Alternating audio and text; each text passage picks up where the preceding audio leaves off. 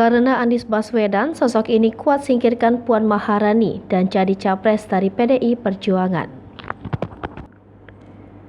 Jika bukan Anies lawannya, Megawati diyakini pilih Puan jadi capres.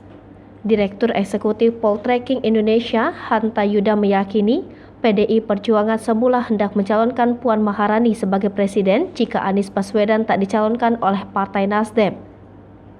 Namun, begitu Nasdem mengumumkan hendak mencalonkan Anies pada pemilu presiden mendatang, PDIP melakukan perhitungan ulang. Menurut Hanta, PDIP sedianya lebih ingin mengajukan sang putri mahkota Puan Maharani sebagai capres. Namun, Partai Banteng sadar bahwa elektabilitas anak bungsu Megawati Soekarnoputri itu kurang menjanjikan.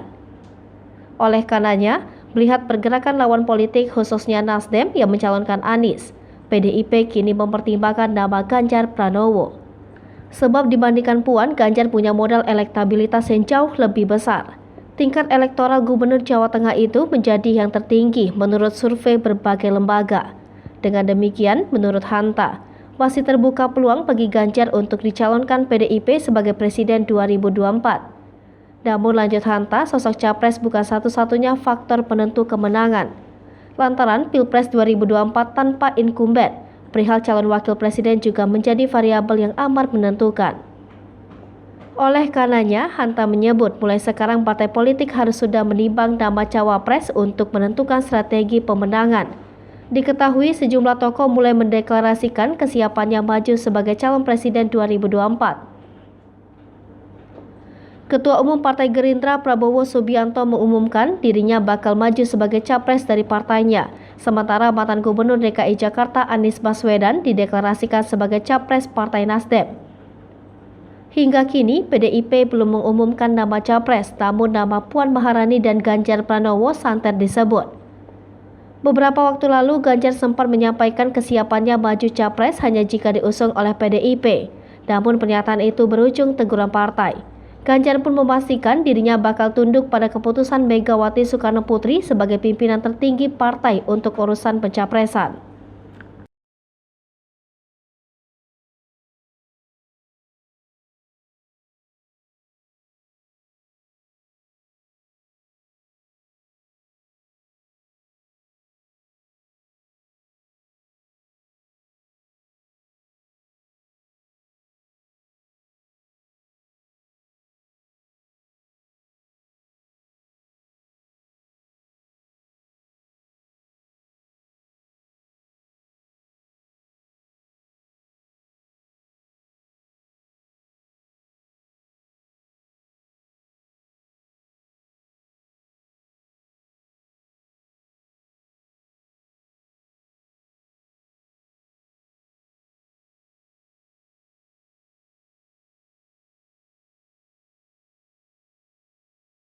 Hai pemirsa Sri Popo TV, jangan lupa komen, like, dan subscribe, serta tonton terus berita-berita terupdate lainnya ya.